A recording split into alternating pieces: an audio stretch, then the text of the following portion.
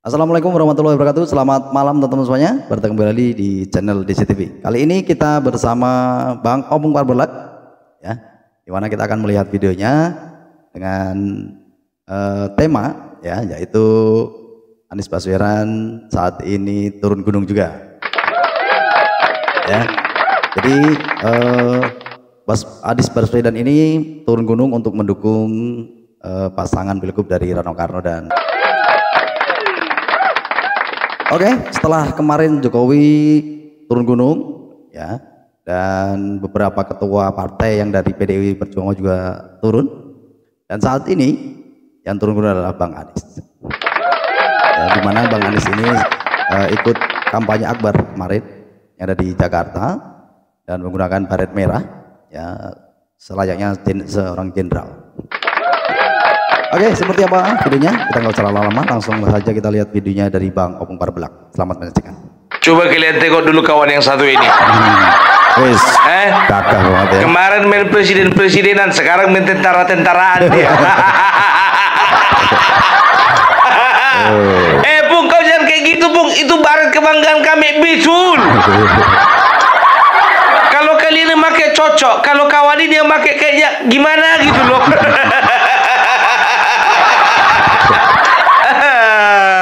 Pak Anies. Aku jujur aja aku bilang sama kalian ya, ada beberapa hal yang memang kusoroti dari kawan ini ya kan. Yang pertama ya, kawan ini maksud dan tujuannya mendukung Pramono Anung kenapa? Takut dibilang gelandangan. Pendukungnya Anies Baswedan biar tahu kalian sekarang sudah happy-happy. Kenapa bilang? Karena di Jakarta sekarang sudah ada baliho, baliho pasangan nomor 3, ya, Pramono Anung agak kecil, Pramono Rano Karno agak kecil, fotonya si Anies Baswedan besar di tengah-tengah. Jadi ini udah bangga kali itu. Aku yakin jujur aja aku bilang, walaupun dana untuk mencetak baliho itu dari Pramono Anung, tapi yang mencetak pasti anak-anak Abah. Jadi mereka ingin menggambarkan bahwasanya Abah itu lebih besar daripada Pramono Anung dan juga Rano Karno. biar terlihat. Ya. Kalau memang dia lebih besar, kenapa nggak dicalonkan? Kan begitu. Jadi kalau orang ini sekarang merasa bangga ini, ya kan, merasa dibutuhkan. Tenang, dengar kalian ya, aku bilang sama kalian, beda tipis antara dibutuhkan dan diperalat. Di dalam politik ini beda tipis antara dibutuhkan dengan diperalat. Gitu loh, iya kan? Kemarin Amin Rais, sekarang Anies Baswedan. Ala Opung Parbolak di sebelah Ridwan Kamil juga, di situ ada FPI. Coba berikan dulu komentarmu. Ya memang aku jujur aja kalau mau mengomentari pun juga agak malu juga aku. Kok bisa FPI gitu masuk ke dalam lingkarannya Ridwan Kamil? Tapi bukannya apa, yang namanya di dalam berpolitik itu semuanya sah-sah saja, ya kan? Aku pun juga Anies Baswedan gabung sama Pramono Anung, Rano Karno juga kan nggak ada masalah. Tapi yang jadi pertanyaan, ya kan, apakah mereka bisa saling menerima antara Ahoker dan juga anak Abah? Perasaan kemarin Ahoker itu sempat kecewa gara-gara anak Abah memenjarakan Ahok. Sekarang jadi satu ya. Aduh, biasa, tapi itulah demi kepentingan politik semuanya itu sirna.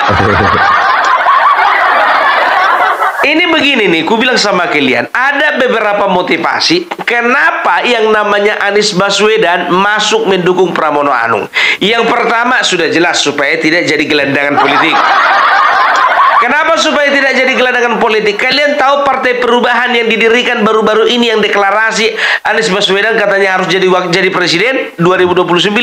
Ternyata Anies sendiri pun tidak diakui dan tidak terlibat di dalam pembentukan Partai Perubahan. Ya, karena mungkin Anies mencium bahwasanya ya nama dia itu hanya sebagai bahan eksploitasi. Anies Baswedan hanya dieksploitasi untuk membangun sebuah partai. yang diketuai oleh relawannya. Ya wajarlah relawannya yang membentuk partai, karena apa? Dia yang punya uang.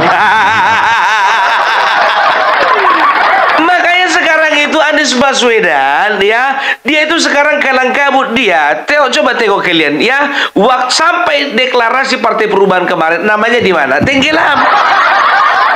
Cuman karena memang untung saja basisnya anak-anak Aba itu masih lumayan lah, lumayan kuat kan begitu. Walaupun jumlahnya nggak seberapa seperti dulu lagi. Ya biasalah pendukung fanatik. Jadi itu aja menangnya siapa. Jadi yang pertama itu, ya, dia itu tidak mau dijadikan gelandangan politik. Ya lebih tepatnya dia lagi mencari tempat sandaran hidup.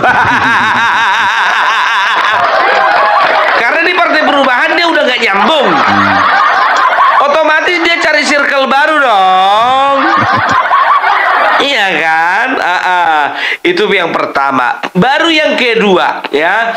Yang kedua, ini Anies Baswedan ini biar tahu kalian orangnya selain cerdik, licik.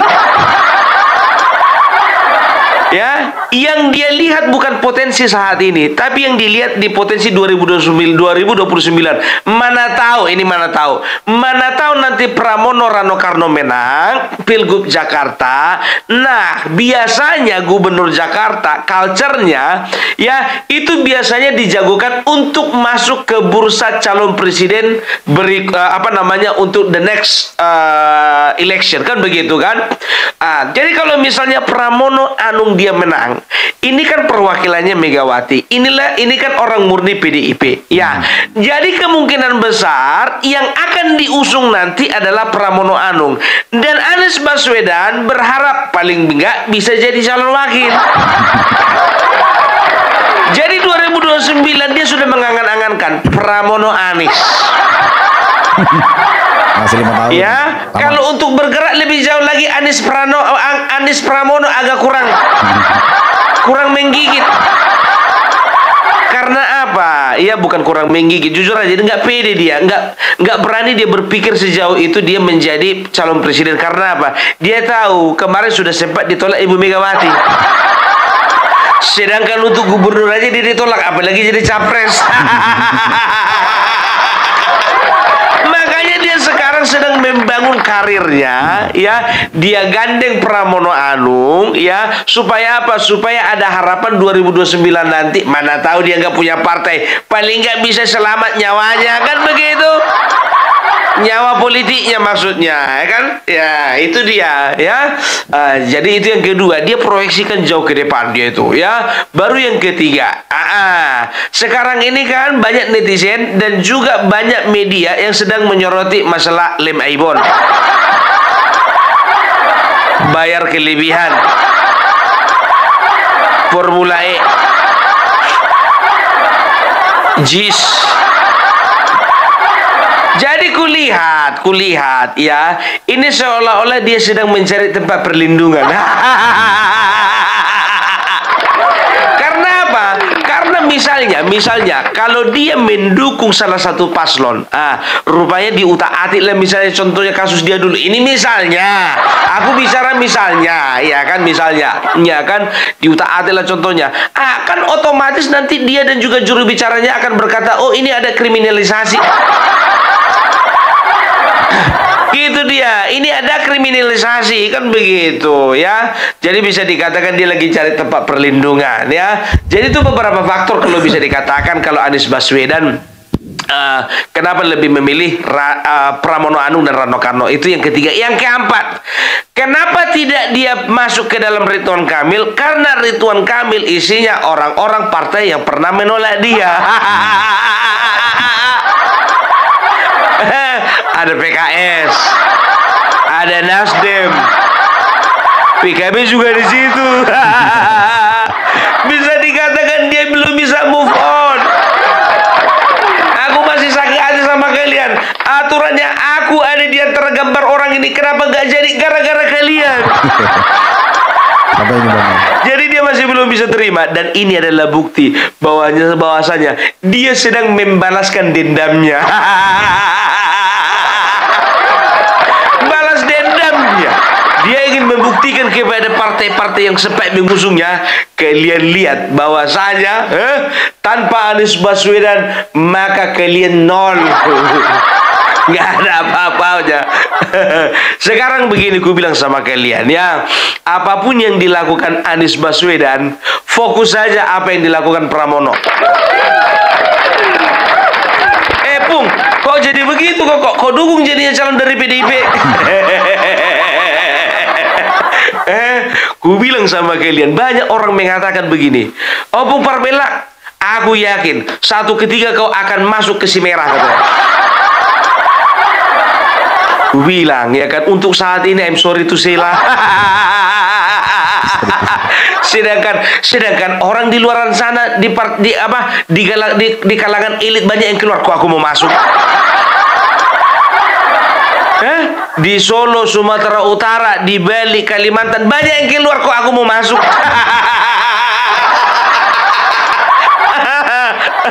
Ntar dulu deh. Ya, tapi kan begini, kita tidak menutup kemungkinan. Sekarang begini, jangan kita dibutakan dengan dengan ambisi politik, dan juga jangan kita dibutakan dengan apa ya aku bilang ya, dengan sisa-sisa perjuangan atau sisa-sisa kemarahan yang dulu ya. Mungkin kita marah karena apa? Karena mereka sempat tidak mengakui kemenangan kita. Mereka sempat tidak mengakui bahwa Prabowo menjadi presiden. Mereka sempat menggugat bahwasanya hasil pilpres itu curang ya. Aku hargai karena itu juga yang kurasakan. Kan begitu. Cuman sekarang masalahnya begini ya, Bapak Ridwan Kamil sama Bapak Rano Karno, Pramono Anung ya, itu bisa dikatakan semuanya bersahabat ya. Kalau aku katakan ini bukan big match, tapi ini adalah friendly match ya. Tapi masalahnya begini ya, untuk Jakarta, aku bilang sama kalian ya, Jakarta dan Jawa Tengah itu bukan pertempuran akar rumput, tapi itu pertempuran elit. Nah, ini agak kupancing dulu, kita berpikir apa, kebanyakan bercanda kita soalnya. Ya dong. Jadi begini, pertempuran ada dua, ada tiga. Pertempuran elit, ada pertempuran akar rumput, dan ada pertempuran menyeluruh. Elit dan akar rumput, kan begitu. Jadi kalau bicara tentang pertempuran elit, itu terjadi di Jakarta. Ya, karena apa? Ya, kalau bisa dikatakan pemilihnya Pramono Anung dan juga pemilihnya Ridwan Kamil itu nggak terlalu menciptakan konflik yang berarti gitu loh ya. Bisa dikatakan ya masih bisa kondusif lah ya. Jadi bisa dikatakan ya nggak ada masalah gitu loh. Kalau pendukung Ridwan Kamil berkata begini, kalaupun contohnya Pramono yang menang nggak ada masalah gitu loh. Pendukung Pramono pun begitu juga, kalaupun Ridwan Kamil yang menang nggak ada masalah, kecuali golongan anak-anak Abah. Anak-anak Abah akan bermasalah kalau misalnya Ridwan Kamil yang menang. Tapi kalau kalian tanya asli dari pemilih PDIP dan juga Ahoker dan juga elemen-elemen pemilih yang lain ya, kurasa mereka nggak keberatan. Karena apa? Ridwan Kamil, Pramono itu sama-sama orang yang berkualitas dan juga orang-orang yang mementingkan kepentingan rakyat. Dari mana tahu kau, Bu? Ya kan kita bisa lihat selama ini Pramono Anung bersih, nggak pernah ada kasus, dan juga bisa dikatakan, coba perhatikan kalian, selama mereka itu sedang kampanye, yang namanya Pramono Anung dan juga Rano Karno tidak pernah sedikit pun menjelek-jelekan Bapak Joko Widodo. Kalau ku bilang ini lebih bermartabat daripada Mahfud MD. Ya, itu dia. Karena apa? Beliau sendiri pun mengatakan bahwasanya kenal dengan Bapak Joko Widodo itu sudah selama 22 tahun. Ya, dia bukan cuma gara-gara dia sekretaris kabinet makanya dia kenal sama Bapak Joko Widodo. Tidak. Jadi bisa dikatakan dia agak tabu untuk menjelek-jelekan Bapak Presiden Jokowi. Kan begitu. Lain Mahfud MD. Begitu dia dicalonkan jadi wakil presiden, nah coba bayangkan kalian, langsung menjelek-jelekan, akhirnya apa, kena karma. Ganjar begitu juga kena karma. Makanya aku bilang, Bambang Pacul sekali katakan apa, jangan pernah lawan orang baik. Karena apa? Bisa hancur. Dan ini terbukti, Pramono Anung Anung Rano Karno nggak pernah menjelek-jelekan Bapak Jokowi, ya. Jadi itu aja poin plus yang bikin aku kayaknya ya oke lah. Kalau nggak menang Ridwan Kamil, oke lah, Pramono Anung nggak apa-apa lah. Iya, tapi kalau menang Ridwan Kamil lebih bagus lagi. Ku bilang sama kalian, kalau Pramono Anung tidak diusung oleh Megawati, kurasa yang di-endorse Bapak Jokowi bukan Ridwan Kamil, tapi Pramono Anung. Jujur saja. Makanya aku bilang, ini sekarang ini pertempuran bukan pertempuran apa namanya grassroots, akar rumput, tidak. Tapi ini adalah pertempuran elit. Di sisi kanan ada Bapak Prabowo dengan Jokowi, di sisi kiri ada Megawati dan PDIP. Sekarang udah tambah lagi Anies Baswedan. Tapi terlalu tinggi lah Anies Baswedan itu, kusejajarkan dengan Ibu Megawati lah. Nggak, aku nggak mau masukkan. Nggak mau. Jadi di sisi kanan ada Bapak Prabowo featuring dengan Bapak Jokowi, di sebelah sana ada Ibu Megawati bersama dengan partainya PDIP. Nggak, Anies itu tambahan. Karena kita nggak tahu dia sedang dibutuhkan atau sedang diperalat. Ya, itu dia. Jadi sekarang kekuatan itu pertempuran itu pertempuran di atas, bukan pertempuran di bawah. Makanya aku bilang, perhatikan kalian lah, siapapun yang terpilih ya di antara mereka berdua, itu pasti bisa dikatakan ya oke lah, ya kita bergembira bersama-sama. Kecuali kalau nomor urut 2 yang menang. Selisihnya aja jauh kok bisa menang, kan begitu. Kalau itu kacau itu. Suka kali kawan itu jujur aja bawa nama Tuhan. Alah. Ya, kalau misalnya mau bawa nama Tuhan, gak usah jadi politisi lah, jadi apalah, jadi apa namanya? Jadi pemuka agama aja lah. Aku jujur aja, bukannya bilang apa aku kalau misalnya kita berpolitik terlalu banyak membawa unsur-unsur agama, ya nggak terlalu suka aku. Walaupun contohnya orang tersebut satu agama dengan Opung Parbela gitu, nggak suka kali gitu loh. Tapi nggak apa-apa lah, ya itu terserah dia. Karena memang dia pernah bilang ya kan, itu wartawan tanya, itu Bapak paslon nomor 1 dapat dukungan dari Jokowi, bagaimana menurut Bapak? Datang dia si Dharma ini katakan ya mana lebih besar Jokowi dengan Tuhan? Nggak usah ditanya. Sama Tuhan lagi ya. Anak SD sama anak yang udah mau mati, opung-opung udah mau mati, udah tahu itu. Aduh, bingung aku ngeliat orang ini ya. Jadi itu dia. Sekarang begini ya, aku bilang sama kalian ya, kalau untuk Jakarta seperti itu pertempuran elit. Kalau Jawa Tengah itu juga pertempuran elit. Makanya ya, di Jawa Tengah itu ya, sekarang itu antara Andika Perkasa dan juga Ahmad Lutfi, kan sekarang itu kan lagi saing-saingan itu elektabilitasnya ya kan. Nah, jadi di situ pun juga kalaupun pemilihnya Ahmad Lutfi, Andika yang menang, aku rasa juga nggak terlalu bermasalah ya. Begitu juga pendukungnya Andika, kalaupun Ahmad Lutfi yang menang itu juga nggak terlalu bermasalah ya. Kalaupun ada gejolak itu sebentar itu. Karena apa? Karena pertempuran sesungguhnya itu bukan di akar rumput, bukan. Tapi pertempuran di sana itu antara Joko Widodo dan juga Megawati. Kenapa bilang? Ya, Bapak Joko Widodo itu jujur aja aku bilang sama kalian, beliau itu sudah lama mencengkeramkan kukunya di Jawa Tengah. Pertama di kota Solo, setelah itu secara nasional dia langsung secara ruang lingkup provinsi dia masuk ke Jakarta, nasional dia masuk ke presidential election, kan begitu, dan dia menjadi seorang presiden, dan ini menjadi satu kebanggaan ya bagi warga di Jawa Tengah. Dan coba kalian perhatikan dulu ya, waktu pilpres kemarin, walaupun Jawa Tengah dikatakan menjadi kandang banteng, pilpres 2024 ya, pilpres 2024 yang pemenang di sana adalah Prabowo Gibran, bukan Ganjar Mahfud. Ya, jadi bisa dikatakan pengaruh Joko Widodo dan keluarganya sangat besar, kan begitu. Nah, sementara di sisi lain ya, ada satu kekuatan partai bersama dengan ibu ketumnya Ibu Megawati, mereka pun juga sepertinya seolah-olah tidak terima dengan kegagalan waktu masa Pilpres kemarin. Dan sekarang adalah momen bagaimana membalikkan keadaan mulai dari pecundang menjadi pemenang, kan begitu, ya kan? Sekarang masalah pembuktian kita lihat aja nanti tanggal 27. Itu dia.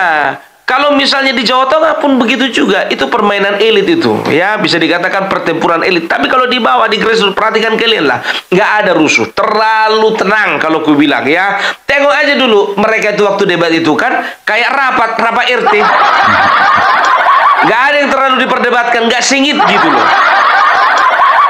Nah, tapi kalau di Sumatera Utara, aku bilang sama kalian, kalau itu komplit, itu pertarungan elit dan juga pertarungan akar rumput.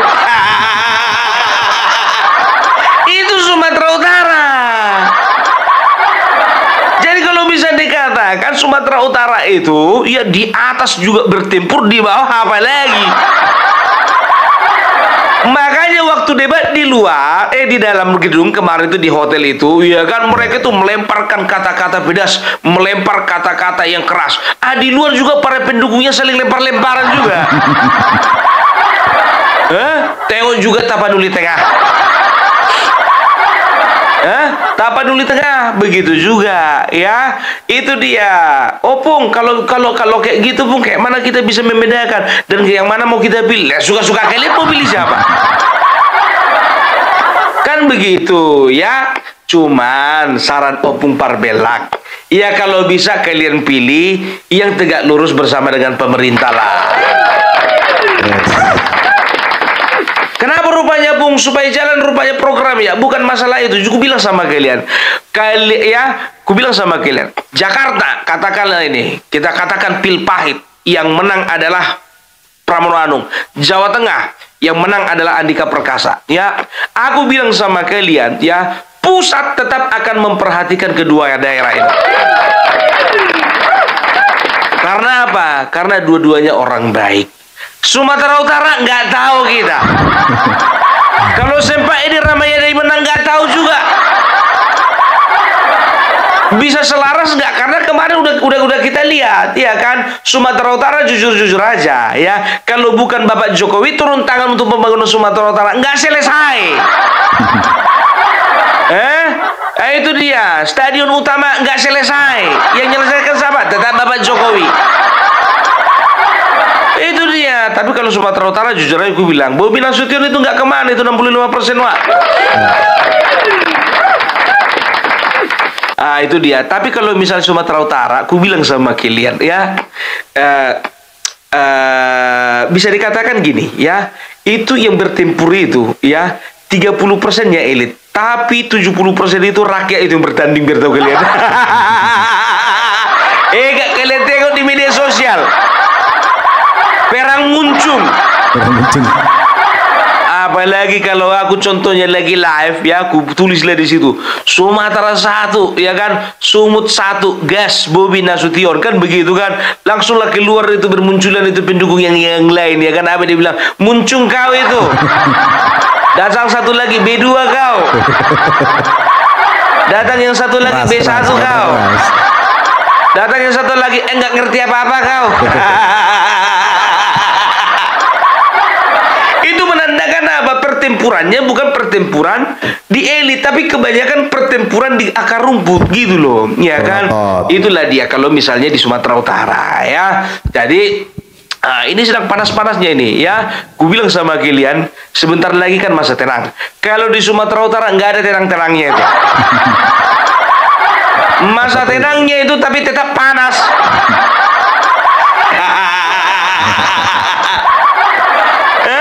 Itu dia, ya.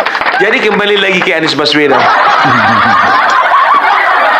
Si Anies yang kita bahas di awal, kok ujung-ujungnya ke si Bobi.